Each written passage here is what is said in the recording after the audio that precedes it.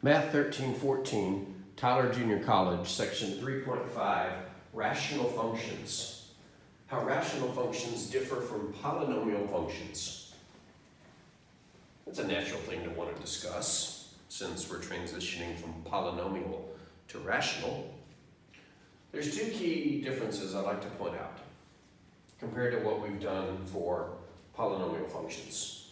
Number one, in behavior may not be just rises or falls. Recall that for polynomial functions, we can use the leading coefficient test to predict in advance whether both ends rise, both ends fall, or we have one going in each direction. Excuse me. Oh, I didn't mean to sneeze, but it happened. With polynomials, however, there is no guarantee that the ends will do that. Now, what could they possibly do if they don't rise or fall? Well, you'll see. Secondly, because we have values excluded from the domain, it's a good question to ask, what's the behavior close to those values? In other words, if I can't put a number in, what happens if I try to put a number in that's close to it? Let's take a look at the function f of x equals x squared plus 3x plus 2 over 2x squared minus 8. Now, we haven't found the domain for this yet, but it would be fairly straightforward to put this equal to 0 and solve it.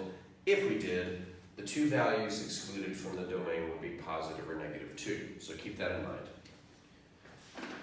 To study the end behavior, keep in mind that end behavior dictates what happens on the right and left ends of the graph. When you go to the right, you're basically saying let the x get larger and larger, approach infinity, if you will.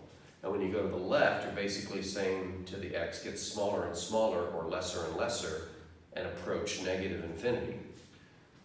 So if we're going to analyze the end behavior without knowing the shortcut for just looking at the function, one thing we can do is make a table of values and let the x's get progressively larger or progressively smaller.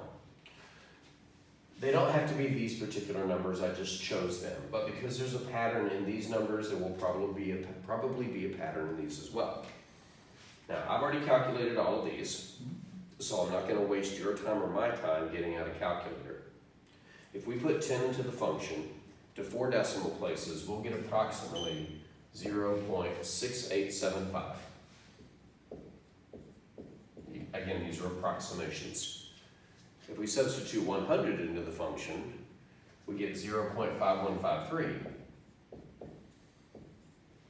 If we substitute 1,000, we get 0.5015. Don't see any real pattern emerging. And if we substitute 10,000 to 4 decimal places, we get 0.5002. There actually is a nice pattern. You just can't see it yet because we're only using 4 decimal places. I invite you to explore that pattern. So what's happening to the y values? If I were a polynomial, these y values would either be getting really large positively or really small negatively. And this seems to be doing neither. In fact, they seem to be settling down. I'm a decimal, I got a little bit smaller, but I'm slowing down. So this doesn't seem to be rising or falling. It's falling, it seems to be settling down. And if we do the same thing except with negatives, if we substitute negative 10, we get 0.3750, which is an approximation, but it might be exact. All of these are rounded to 4 decimal places. If we substitute negative 100, we get 0.4853. All right, so these are getting larger, but not that much larger. If we substitute negative 1,000, we get 0.4985. Okay, it got larger, but not that much larger. And think about it. Between here and here is a distance of 90 spaces, and it barely budged. Between these two is a distance of 900 spaces, but it budged even less.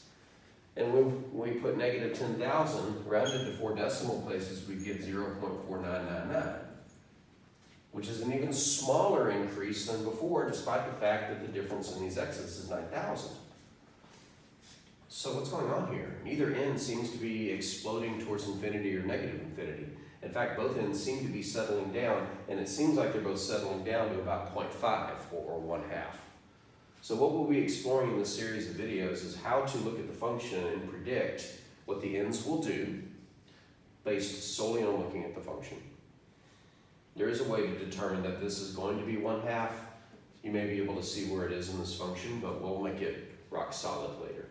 Let's talk about behavior close to values excluded from the domain. And again, in this function, 2 and -2 are excluded from the domain because both would make the denominator equal to 0. Well, unlike checking in behavior where the x's just get really larger, either positively or negatively, if we're going to approach a number that we're not supposed to substitute like 2, we need to pick some numbers that get progressively closer. In other words, the distance between the numbers and 2 gets smaller and smaller. 1, 1.9, 1.99, 1.999, that's a good short sequence of numbers that get progressively closer to 2. And if we substitute those values, if we substitute 1, we get -1. We substitute 2, 1 second, do we actually get -1? We get 6 over -6, yeah, we get -1, that's exact, it's not rounding. If we put in 1.9, we get -14.5, and I'm pretty sure that's exact, that's not even rounding. If we put in 1.99, we get -149.5, and again, I believe that's exact. No rounding necessary. In fact, I know it's exact. And by the time we put in 1.999, we get -1,499.5. Well, wait a minute, this is the type of thing we would expect on in behavior for the values to plummet towards -infinity or possibly rise towards positive infinity. But this is happening close to 2, because we're getting closer to 2. I wonder if the same thing will happen if we get closer to -2, because that was another value excluded from the domain. If we substitute -1, we get approximately, actually we don't get approximately, we get exactly 0. I should have known that the way I built this function. If we substitute -1.9, we get 0.1154. All right, so it did get larger, but not by much. If we substitute -1.99, we get 0.1241. Well, that increased, but by even less than it did before. So it's increasing, but its rate of growth is slowing down. And when we put in -1.999, we get 0.1249. Well, that's an even slower growth than before.